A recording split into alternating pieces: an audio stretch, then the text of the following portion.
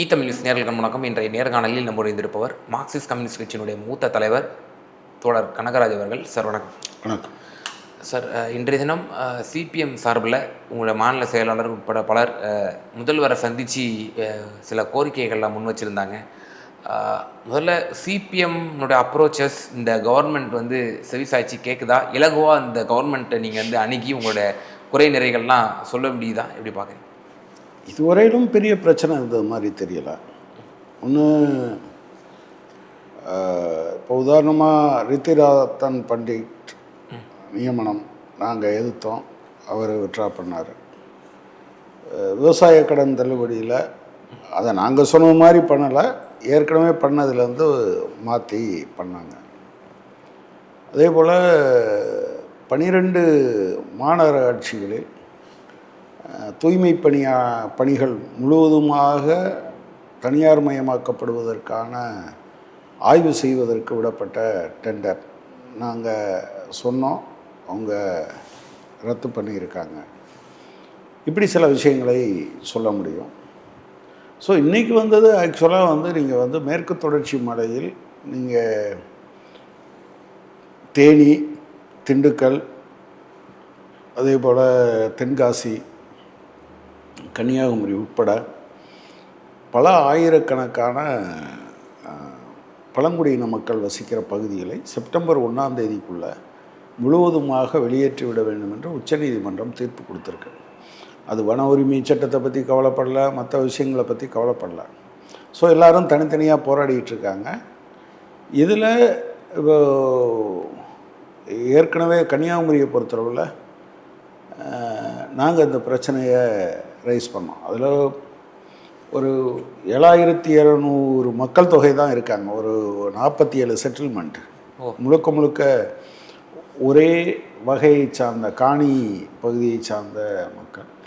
அங்கே collector, SP, மாவட்ட வனத்துறை அதிகாரி உள்ளிட்டவர்கள் கலந்து கொண்ட ஒரு கூட்டத்தை நடத்தினாங்க. எங்கள் சட்டமன்ற உறுப்பினர் தோழர் செல்லசாமி சட்டமன்ற குழு தலைவரும், அதே போல் அமைச்சர் ராஜேஷ்குமாரும் கலந்து கொண்டாங்க. அதே போல் சட்டமன்ற உறுப்பினர் தலவாய் சுந்தரமும் கலந்து கொண்டாங்க. அங்கே இந்த நடவடிக்கையை எப்படி மறுபரிசீலனை செய்யலாம் என்று அவங்க பேசி கொண்டிருக்காங்க. ஆனால் மற்ற மாவட்டங்களில், குறிப்பாக தேனி மாவட்டத்தில் இருக்கக்கூடிய விவசாயிகள் வந்திருந்தாங்க, போய் பார்த்துட்டு வந்திருக்காங்க. உரிய நடவடிக்கை எடுப்பதாக அரசு சொல்லியிருக்கு. இப்போ கிட்டத்தட்ட 2 மாதங்கள் கடந்துச்சு. அட்மினிஸ்ட்ரேஷன் எப்படி போய்கிட்டு இருக்கு? குறிப்பாக லஞ்சம், ஊழல் சம்மந்தமான பல கரப்ஷன் சார்ஜஸும் இந்த ஆட்சியில் அடுத்தடுத்து வந்த மாதிரியான பல தகவல்கள், செய்திகள் கொண்டிருக்கின்றன. இப்போ குறிப்பாக பழனி முருகர் கோவில் அந்த சம்மந்தமான அந்த நில விவகாரம், 100 கோடி ரூபாய் மதிப்பிலான அந்த நிலத்தை 2 கோடி ரூபாய்க்கு பதிவு செஞ்சு விற்பனை ஆகிருக்கு. அது எவ்வளோ பெரிய முறைகேடு என்பது இப்போ நீதிமன்றத்தால் நிரூபணம் ஆகிருக்கிறதே நம்ம பார்க்குறோம்.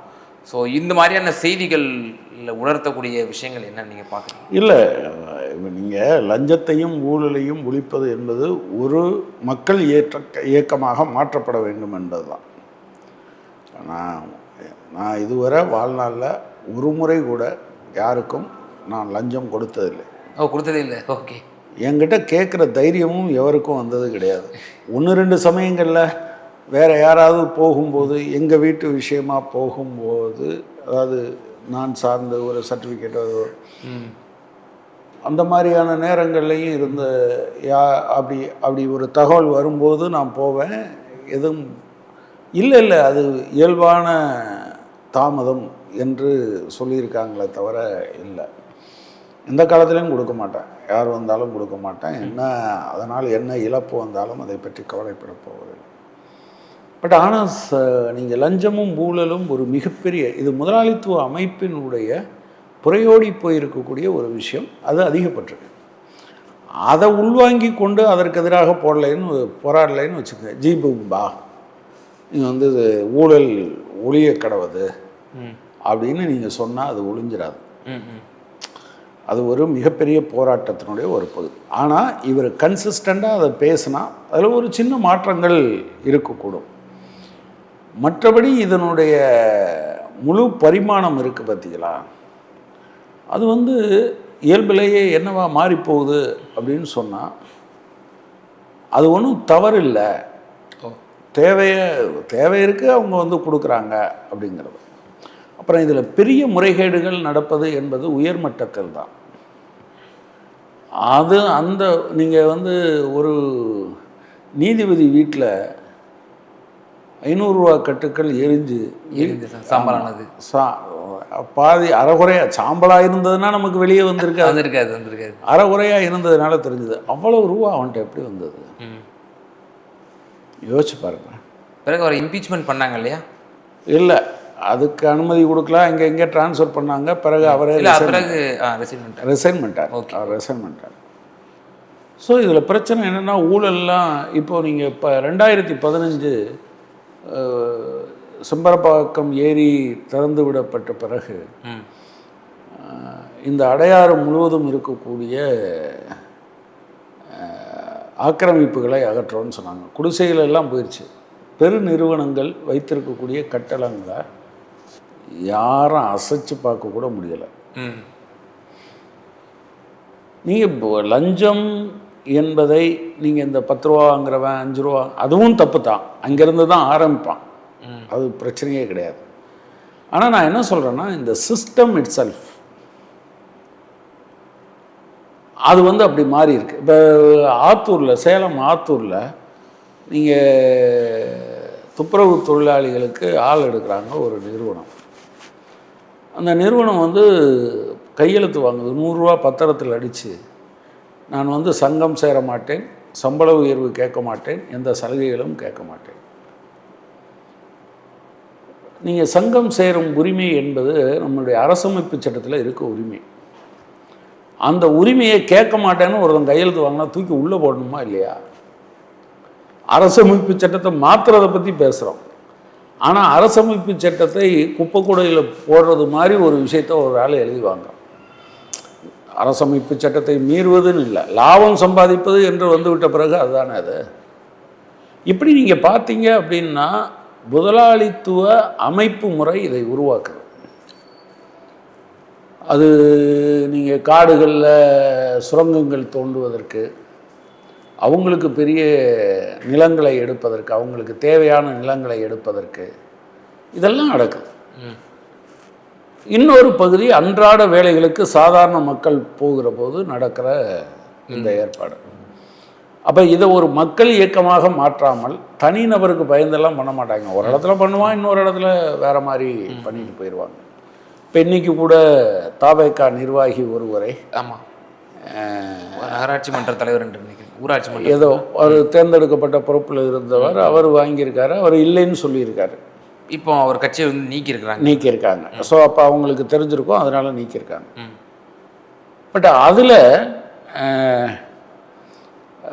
பழனி விஷயத்தை பொறுத்தளவில் அது ஒரு திட்டமிட்ட முறைகேடு என்பதாகத்தான் இப்போது தெரிகிறது. அதில் திட்டமிட்ட முறைகேடு, ரெஜிஸ்ட்ரேஷன் அன்னைக்கு திட்டமிட்டே ஆஃபீஸரை வந்து விடுப்பு வர, அதை செஞ்சது யார்? நீங்கள் எப்போதுமே இந்த கடைசியாக ஒருத்தனை பிடிச்சி போட்டு பெரிய விஷயமா இருக்குது, நமக்கு ஒரு சந்தோஷம் வந்தது, அரசாங்கம் உடனடியாக நடவடிக்கை எடுத்து விட்டது, குட் அப்படின்னு நம்ம நினைக்கிறோம். பட் அது அப்படியா? அவங்க 3 தடவை எழுதி கொடுத்தோன்னு சொல்கிறாங்க, ரிட்டனாக இதை பதிவு பண்ணக்கூடாதுன்னு. ஆனால் ஏழை பாலை வச்சுருக்கிறதுல வாய்மொழி உத்தரவுலையே பண்ண மாட்டேன்றாங்க. அதில் தான் தாவேகா அரசாங்கத்தை இன்றைக்கி எங்கள் மாநில செயலாளர் சண்முகம் பேசுகிற போது முதல்ல அந்த இனாம் நிலங்கள் சம்மந்தமான விஷயத்தை பேசினார். ஆனால் 100 கோடி ரூபா சொத்தை ஒருத்தவங்க கொண்டு போகிறது வந்து, நாங்கள் எல்லாம் விஜிலண்ட்டாக இருந்தோம், கொடுத்தோம், ஆனாலும் கொண்டு போகிறான்னா நாத்தனாவட்டு. அப்போ எனவே இந்த ஜெய்பூம்பா ஒர்க் ஆகாது. இப்போ இந்த சார்ஜுக்கு ஹூ இஸ் ரெஸ்பான்சிபிலிட்டி அப்படிங்கிற ஒரு கேள்வி இருக்கு இல்லையா? ஸோ அந்த துறை சார்ந்த அமைச்சர் ரமேஷ் இருக்காங்க, அறநிலையத்துறை அமைச்சர், அவர் அது பொறுப்பெடுக்கணும். நிச்சயமாக இவ்வளோ பெரிய சார்ஜ் வரும்போது சீஃப் மினிஸ்டர் ஜோசப் விஜய் அவர்களுமே இதற்கு வந்து ரெஸ்பான்சிபிலிட்டி எடுக்க வேண்டிய ஒரு விவகாரம் தான். நான் தாவேகா அரசாங்கம் குறித்து ஏராளமான விமர்சனங்களை நான் வைத்திருக்கிறேன். தவறு செஞ்சால் தவறுன்னு சொல்கிறோம், இப்போ நீங்கள் கேட்டதில் கூட நான் எல்லாத்தையும் சொல்லலை. 2 விஷயத்துக்கு அப்பீல் போகணும்னு நாங்கள் வேண்டுகோள் கொடுத்தோம். 2க்கும் அப்பீல் இஸ்லாமியர்கள் இடஒதுக்கீடு சம்பந்தமான பிரச்சனைகளையும் கவுசாற்று விஷயத்துலையும் அவங்க கோர்ட்டுக்கு போயிருக்காங்க. ஒரு கேஸில் தடை விதிக்கப்பட்டிருக்கு, இன்னொரு வழக்கு அப்பீலுக்கு போயிருக்காங்க. இதெல்லாம் பாராட்டுக்குரிய விஷயங்கள் நான் சொல்கிறேன். ஆனால் இந்த விஷயத்தில் எக்ஸாக்டாக என்னன்னு நம்ம இன்னும் கொஞ்சம் பொறுத்திருந்து தான் பார்க்கணும். ஏன்னா நீங்கள் மற்ற கட்சிகள் மாதிரி அமைச்சர் மாட்டிட்டாரா போட்டுத்தள்ளு, அல்லது ஒரு சின்ன ஆளை பிடிச்சிட்டாங்களா இதோட முடிஞ்சு போச்சு, 2ஐயும் பார்க்குற கட்சி எல்லாம் சிபிஎம் அதனுடைய உண்மைத்தன்மை முழுமையாக வர வேண்டும் என்று நினைக்கிறேன். இப்போ உண்மையிலேயே முதலமைச்சர் முடிவு செஞ்சு என்ன செய்யணும், இதில் டோட்டலாக நடந்தது என்ன, ஒரு ஒரு ஒரு நீதி விசாரணைக்கு உட்படுத்தி, அப்படின்னா தானே நீங்கள் சிஸ்டத்தை கரெக்ட் பண்ண முடியும். நீதி விசாரணைக்கு உட்படுத்தினா இதை யார் பதிவு செஞ்சா, யார் லீவில் போனா, எதுக்காக லீவில் போனாங்க, இந்த நபருக்கும் அவங்களுக்கும் ஏற்கனவே பேச்சுவார்த்தை, இப்போ ஃபோன்லாம் நீங்கள் கண்டுபிடிச்சிட முடியும். ஃபோனில் பேச்சுவார்த்தை நடந்ததா, நைட்டு யாரும் இடைத்தரகர்கள் இருந்தாங்களா கண்டுபிடிச்சிட முடியுமே. அதை அவர் செய்ய முன் வரணும். எனவே அமைச்சர் மறுத்திருக்கிறார். அறநிலையத்துறை அமைச்சரும் அந்த உள்ளூரில் இருக்க அமைச்சர்னு நினைக்கிறேன், ஒருத்தர் பக்கத்தில் நின்று பேசிட்டு இருந்தார், அவரும் மறுத்திருக்கிறார்கள். மேபி அது உண்மையாக கூட இருக்கலாம். பட் நான் என்ன கேட்குறேன்னா, ஆனால் இப்போ சஸ்பெண்ட் செய்யப்பட்டு இருக்கிற ஜஸ்டின் மணிகண்டன் என்பவர் தனித்து ஒரு ஆள் செய்திருக்க முடியும் என்பதை எனக்கு எந்த பகுத்தறிவும் இல்லைன்னா கூட ஏற்றிருக்க முடியாது. எனவே அது உண்மையாக இருக்காது. நீங்கள் ஒரு ஆளை தண்டிப்பதன் மூலம் ஒரு பொது மக்களுடைய அதிருப்தியை செட்டில் பண்ணுறதெல்லாம் பிரச்சனை. உண்மையிலே இதை கண்டுபிடிக்கணும்னா நீங்கள் ஒரு நீதி விசாரணைக்கு உட்பட்டு கண்டுபிடிக்கிறது தான் சரியாக இருக்கும். இப்போ நீங்கள் ஆரம்பத்தில் ஒரு நல்ல ஒரு வார்த்தையை சொன்னீங்க, இந்த முதலாளித்துவ கட்டமைப்பில் வலியவனுக்கு ஒரு நீதி, எளியவனுக்கு ஒரு நீதின்னு தான் சொன்னீங்க. ஆமாம். மேலும் ஒரு சம்பவம், இந்த நாகர்கோவிலில் ஏற்பட்டிருக்கக்கூடிய ஒரு லாக்அப் மரணம்.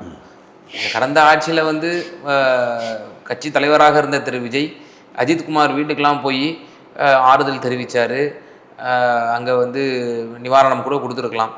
ஆனால் இந்த விவகாரத்தில் தமிழக வெற்றி கழகத்தினரோ அல்லது முதலமைச்சர் விஜயோ இது பற்றி ஒரு வாய் திறக்காத ஒரு தருணமாக இருந்து கொண்டிருக்கின்றது. சரியில்லைன்னு தான் நான் நினைக்கிறேன். சரியில்லை அநேகமாக. ஏன்னா அவரோட விஷுவல்லாம் வெளியாயிருக்கு, காவல்துறையில் ரொம்ப சகஜமாக ரொம்ப சாதாரணமாக இருக்கார். இல்லை அதுதான் இதில் ஒரு லார்ஜர் கான்ஸ்பிரசி இதுக்குள்ளே இருப்பதாக நான் ஃபீல் பண்ணுறேன். இப்போவும் நான் முடிவுக்கு வரல, என்னுடைய சந்தேகம்தான். அதேமாதிரி போன வருஷம் ஜூன் 15 ஜூலை 15 தெரில, அப்போது தமிழக வெற்றி கழகத்தின் சார்பில் ஒரு பெரிய இங்கே ஆர்ப்பாட்டம் நடந்தது. ஆமாம், 14 காவல் நிலைய மரணங்கள் நடந்திருக்கு அப்படின்னு சொல்லி. இப்போ நேற்று இது உடனடியாக நடந்தில்லை. ஒருத்தர் கைது செய்யப்படுகிறார், சபரிவர்மன் கைது செய்யப்படுகிறார். ஸ்டேஷனுக்கு கூப்பிட்டு போகிறாங்க, விசாரிச்சுட்டு அனுப்பிடுறாங்க. அதுக்கு பின்னால் உயர் அதிகாரிகள் தலையிட்டதாக சொல்லப்படுகிறது. இதில் 2 விஷயம் இருக்குது. எவ்வளவு அந்த வெயிட்டை வச்சு ஏதோ சொல்லுவாங்க போல இருக்கு, எவ்வளவு கைப்பற்றப்பட்டது என்பதை பொறுத்து அது பெயிலபிளா நான் பெயிலபிளா செக்ஷன். முதல்ல பெயிலபிளாக இருந்து தான் அவரை வெளியே விட்டுருக்காங்க. அதுக்கு பின்னால் உயர் அதிகாரிகள் தலையிட்டு இது பண்ணியிருக்காங்க. அப்போது அவங்க என்ன பண்ணியிருக்காங்கன்னா ஃபோனை மட்டும் வாங்கியிருக்காங்க. ஃபோனை வந்து திரும்பி வாங்கிட்டு போன்னு சொல்லித்தான் அவரை அதுக்கு பின்னால் ரிமாண்ட் பண்ணுறாங்க. ஸோ இந்த கட்டம் வரை ஒரு டார்ச்சர் நடந்ததாக தெரில. இது 9ஆம் தேதி நடக்குது. 10ஆம் தேதி அன்னைக்கு அவருடைய மனைவி போய் பார்த்தா அந்த புகைப்படமும் வந்திருக்கு. அப்போ ரொம்ப நார்மலாக இருந்திருக்கார். பட் 13ஆம் தேதி இறந்ததாக சொல்கிறாங்க. இது இறந்ததாக சொல்லும்போது அவங்க மனைவி நான் பார்த்துட்டு வந்தேன், நல்லா தான் இருந்தார் என்பதை சொன்ன பிறகு உறவினர்களும் எங்கள் கட்சி மாவட்ட செயலாளர் உட்பட போயிருக்காங்க. இன்றைக்கி கூட பத்மநாபபுரம் சட்டமன்ற உறுப்பினர் தோழர் ஆர் செல்லசாமி மாவட்ட செயலாளர் அந்த குடும்பத்தை போய் பார்த்து சில கோரிக்கைகளை வச்சுருக்காங்க. அவங்க வெளியே வந்து மறியல் நடத்துகிறாங்க. இது வந்து காவல்துறைக்கு எதிரானது இல்லை. ஆனால் காவல்துறை தான் என்ன பண்ணுது அப்படின்னு சொன்னால், ஏன்னா அது சட்டம் ஒழுங்கு பிரச்சனையாக மாறுது. சிறைத்துறையிலிருந்து இது வெளியே வந்து சட்டம் ஒழுங்கு பிரச்சனையாக சாலைக்கு வந்த பிறகு அப்போ என்ன சொல்கிறாங்கன்னா, நீங்கள் வாங்கிட்டு போங்க, போஸ்ட்மார்ட்டம் நடக்கட்டும் பார்க்கட்டும்னு சொல்கிறாங்க. போஸ்ட்மார்ட்டம் நடத்தக்கூடாது அப்படின்னு சொல்கிறாங்க. இப்போ இதுக்கிடையில் உள்ளே போய் அவருக்கு காயம் ஏற்பட்டிருக்கான்னு பார்க்குறதுக்கு இவங்க ஃபோட்டோ எடுக்கிறதுக்கு அவங்க அனுமதிக்கலாம். இதில் தான் போராட்டம் இருக்குது. அப்புறம் அதுக்கு பின்னால் உண்மையிலே அந்த மாவட்ட நிர்வாகத்தை நான் பாராட்ட வேண்டும். எஸ்பியாகவும் இருக்கலாம், கலெக்டராகவும் இருக்கலாம். ஏன்னா கலெக்டர் வந்து இல்லை, டிஆர்ஓ தான் வந்திருக்காங்க. அவங்க என்ன சொல்லியிருக்காங்க, நான் தான் கலெக்டரோட பவரில் டிஸ்சார்ஜ் பண்ணுறேன் அப்படின்னு சொல்லித்தான். அதுக்கு பின்னால் அவங்க வந்து ஜுடிஷியல் என்கொயரி ஒரு மேஜிஸ்ட்ரேட்டை வச்சு நீங்கள் இதை பாருங்கள் அப்படின்னு சொல்கிறாங்க. அதுக்கு பின்னால் தான் வெளியூரில் இருந்து 3 மருத்துவர்கள் வந்து அந்த போஸ்ட்மார்ட்டம் பண்ணுறாங்க. அது பண்ணும்போது தான் என்ன தெரியுதுன்னா 19 இடத்தில் கடுமையாக தாக்கப்பட்டுள்ளது தெரியுது. இப்போது இதோட இருக்குது. இப்போ அடுத்த கேள்வி அதுக்குள்ளே என்ன வருதுன்னா, சாதாரணமாக கூட்டிகிட்டு போய், இப்போ நீங்கள் இதில் சொன்னீங்கல்ல, இதில் இன்னொரு விஷயம் சொல்கிறாங்க, அதை விசாரிக்கணும். 25,000 ரூபா நீ வந்து இது வச்சுருக்க, Gold Flake cigarette packet 10 packet கொடுன்னு அவர் வாங்கிட்டு போயிருக்கார் அந்த எஸ்ஐ. அதை கரெக்டாக செக் பண்ண, அவர் கோல்டு ஃப்ளேக் அடிக்கிறவரா இல்லை யாருக்கும் வாங்கிட்டு போனாரான்னு. ஒன்று 25,000 ரூபா கேட்டு கொடுக்காததுனால தான் இவரை கூப்பிட்டு போனதாக சொல்கிறாங்க. ஸோ 25,000 ரூபா கேட்டு கூட்டிகிட்டு போனாங்க அப்படின்னு சொன்னால் கொடுத்துருந்தா விட்டு போயிருப்பாங்க, கொடுக்காதனால கூப்பிட்டு போகிறாங்க.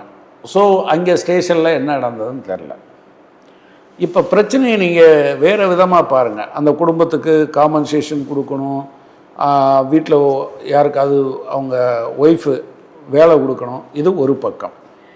இன்னொரு பக்கம் நீங்கள் பார்த்தீங்கன்னா, கூட்டிகிட்டு போனவர் ஏன் விட்டார், விட்டவர் ஏன் திரும்ப கொண்டு வந்தார், திரும்ப கொண்டு வரப்பட்டவர் ஜுடிஷியல் கஸ்டடியில் ஏன் கொல்லப்பட்டார், இந்த 3ஐயும் பார்த்தா எனக்கு என்னவோ யாருடைய பேரும் வெளிவந்து விடக்கூடாது என்பதற்காக கொல்லப்பட்டாரோ என்ற கேள்வி இருக்குது.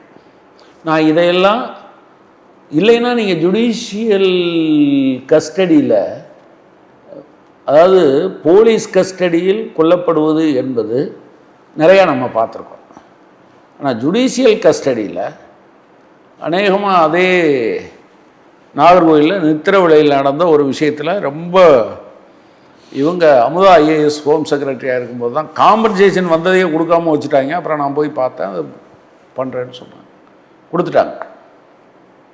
பட் இந்த விஷயத்தில் இந்த தீர்க்கப்படாத மர்மங்கள் இருக்கு. எனவே இதில் ஒரு ஜுடிஷியல் என்கொயரிக்கு ஒரு நீதி விசாரணைக்கு இதிலையும் உட்படுத்துவது அவசியம். இந்த எல்லா விஷயத்தையும் கேட்கணும். இப்போ இந்த மாதிரியான விஷயத்தில் என்ன ஆயிரும்னா, கொல்லப்பட்டது மட்டும் நிற்குமே தவிர அதற்கான காரணம் இருக்குது பார்த்தீங்களா, அது ரொம்ப முக்கியமானது. அந்த காரணத்துக்குள்ள இப்போ நீங்கள் சிவையுடைய எம்எல்ஏ சம்மந்தமாக ஒரு குற்றச்சாட்டு வந்தது, அது அந்த பாலியல் குற்றம் அது தொடர்பான விஷயம் போயிட்டு இருந்ததே தவிர, அந்த அம்மா சொன்ன இன்னொரு விஷயம் லாட்ரி டிக்கெட்டில் கமிஷன்னு சொல்கிறாங்க. தமிழ்நாட்டில் லாட்ரி டிக்கெட் எங்கே இருக்குது? ஆமாம், கிடையாது கிடையாது. அப்போ லாட்ரி டிக்கெட்டு விற்றாங்களாங்கிற கேள்வி இருக்குது. அந்த விஷயம் அது பின்னுக்கு போயிடுது. நீங்கள் இதுக்கு ஆரம்பம் என்ன, அந்த கமிஷன் வாங்குறது, அதை ஒட்டிய பிரச்சனையில் தான் கூப்பிட்டு போகிறாங்க. அப்போ அதே போல் இந்த பிரச்சனையில் ஏராளமான போதைப் பொருள் எதுவும் விற்கிற நபர் குறித்து அவருக்கு ஐடியா இருந்ததா, அதன் காரணமாக கொல்லப்பட்டாரா, இல்லைன்னா ஜுடிஷியல் கஸ்டடிக்குள்ள கொலை செய்ய வேண்டிய அவசியம். 19 காயங்கள், அது காயம் இல்லாமல் அடித்தாங்களா இல்லையாலாம் நமக்கு தெரியாது. 19 காயங்கள் இருக்குன்னு சொல்கிறாங்க. Something very serious. நீங்கள் இது ஒரு கொலை. நீங்கள் இன்னொன்று, பொதுவாக அரசு நிர்வாகம் இவ்வளவு ஃபாஸ்ட்டாக சஸ்பெண்ட் பண்ணுவாங்க. துறைவாரி நடவடிக்கை, கிரிமினல் நடவடிக்கை, இது ரெண்டும் நடக்கும். துறைவாரி நடவடிக்கை எடுக்கப்படுவதற்கு முன்பாகவே 3 பேரும் கைது செய்யப்பட்டிருக்கிறார்கள். இனிமேல் இப்போ துறைவாரி நடவடிக்கை வந்திருக்கும். கைது செய்யப்பட்டதுனால 48 மணி நேரத்துக்குள்ளே அவங்க பெயிலில் வரலைன்னா அவங்க வந்து துறைவாரி நடவடிக்கை சஸ்பென்ஷன் இது இருக்கு. அப்போ இவ்வளவு நடந்திருக்குல்ல, இதையெல்லாம் சேர்த்து பார்க்குற போது வேறு ஏதாவது இதற்குள் முக்கியமான விஷயம் இருந்திருக்கும். அதை மறைப்பதற்காகத்தான் இந்த கொலை நடந்திருக்குது. அப்புறம் காட்டு மிராண்டிகள், அவனுக்கும் இவனுக்கும் ஏதாவது இது இருக்கா? இது கூலிக்கு கொலை செய்கிறது தானங்க. எந்த போலீஸ் கஸ்டடியிலையாவது ஒரு பெரிய பணக்காரன், நான் பணக்காரன்னா இப்போ சில பேர் சில ஒரு லட்சங்கள் சில கோடிகள் வச்சிருக்கவங்கள சொல்லுவேன், பெரும் பணக்காரங்களை சொல்றீங்க, பல லட்சக்கணக்கான கோடிகள் வச்சிருக்கவன் முறைகேடு பண்ணவன் எவனாவது அடிபட்டு செத்துருக்கானாங்க?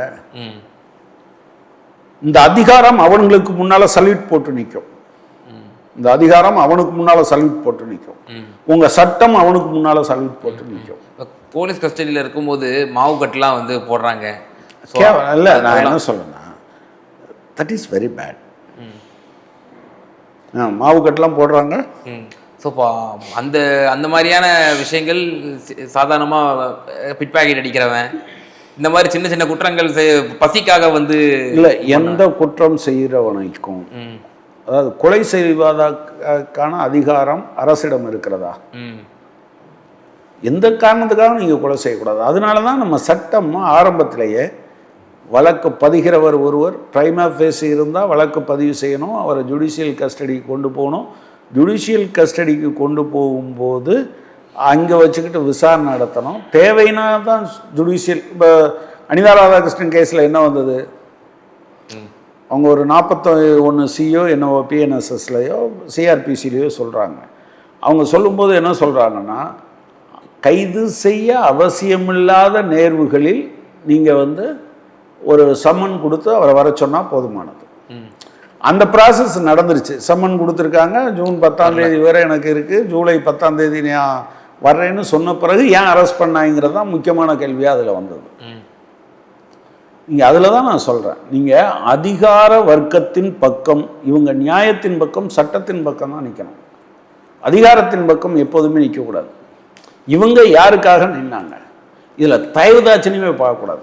இன்ஃபேக்ட் நான் ஒரு போலீஸ்காரர்கிட்ட கேட்கும்போது, அதனால தான் நான் ரொம்ப சீரியஸாக சொல்கிறேன், ஒரு போலீஸ்காரர்கிட்ட பேசும்போது அவர் என்ன சொன்னார்னா, அவங்கள மட்டும் டார்கெட் வச்சு நிறையா வீடியோஸ் ரீல்ஸ் வந்து அந்த காலத்தில் ஒரு மரியாதைக்குரிய போலீஸ்காரராக திரு விஜய் அவர்களை சித்தரித்து தேர்தலுக்கு முன்னால் வந்தது. நாங்கள் வந்தோன்னா போலீஸின் மாண்பு பாதுகாக்கப்படும் என்கிற முறையில் அவங்களுக்கெல்லாம் இந்த இப்படிலாம் நடந்தால் ஒன்றும் நம்ம சஸ்பெண்ட் ஆக மாட்டோம் அப்படிங்கிற ஃபீலிங் வர்றது மாதிரி இருந்தது அப்படின்னு ஒரு போலீஸ்காரர் என்கிட்ட சொன்னார். நான் என்ன சொல்கிறேன்னா, எந்த தயவுதாட்சம், இது கொலை, ஒரு அக்கிரமமான கொலை, இதை அனுமதிக்கவே கூடாது. எனவே ஒரு நீதி விசாரணை கொடுக்கணும், நடத்தணும். அதன் மேலே எந்த தவறு செய்திருக்காங்களோ அவங்க மேலே நடவடிக்கை. இப்போ இவங்க வீட்டாருக்கு யாராவது ஒருவருக்கு அரசு வேலை கொடுக்கணும் அப்படிங்கிற கோரிக்கையும் வந்து எழ துவங்கியிருக்கு. கரூர் நாங்களும் வச்சுருக்கோம். இது காவல்துறை. நாங்கள் அதில் கூட என்ன சொன்னோம்னா, கரூருக்கு கொடுக்கக்கூடாதுன்னு சொன்னோம். கொடுக்கக்கூடாதுன்னா கொடுக்கவே கொடுக்காதீங்கன்னு சொல்லல, அரசு நெக்லிஜென்ஸ்னால நடந்திருந்ததுன்னா கொடுக்கணும். நாங்கள் அந்த வார்த்தையை சொல்லியே தவிர வழக்கு நிலுவையில் இருக்கும்போது அதை ஏன் கொடுக்குறீங்க, அவசரப்படாதீங்கன்னு சொன்னோம். இந்த விஷயத்தில் அரசு கஸ்டடியில் தன்னை பாதுகாக்க வேண்டிய காவல்துறை அது அரசால் செய்யப்பட்ட படுகொலை, தனிநபரால் இருந்தாலும். தனிநபர் இல்லைங்கிறது, அதாவது இதுக்கு சிஎம்முக்கு பங்கு இருக்குது அல்லது இன்னொருத்தருக்கு சிறைத்துறை இவருக்கு பங்கு இருக்குன்னு நான் வரல. ஆனால் இதை ஒழுங்காக கொண்டு வரலைன்னா சிஎம்மும் சேர்த்து அதை மூடி மறைக்கிறாருன்னு தானே வரோம். ஓகே, செய்யக்கூடாது. பல்வேறு விவகாரங்களில் நேயர்களுக்கு ரொம்ப தெளிவாக உங்களோட கருத்துக்களை பயந்தீங்க. ரொம்ப நன்றி.